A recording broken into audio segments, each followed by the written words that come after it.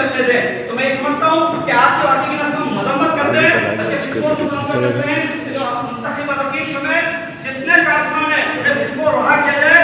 तहरीक की जानिब से एक वादे पॉलिसी योजना की हाथ की है, लेकिन मैं समझता हूँ कि पाकिस्तान पीपल्स पार्टी एक पुरअमन सियासी जद्दोजहद को मानने वाली जमात नहीं, वो खुद एक दहशतगर्दाना पसमंजर रखती है, एक दहशतगर्द जमात है और सिंध के अंदर फैलने वाली तमाम दुश्मनियों के पीछे वो बराह रास्त मुलविस है। इस प्रेस कॉन्फ्रेंस के जरिए मेरे बात सलाउद्दीन भाई की बात करेंगे। मैं यही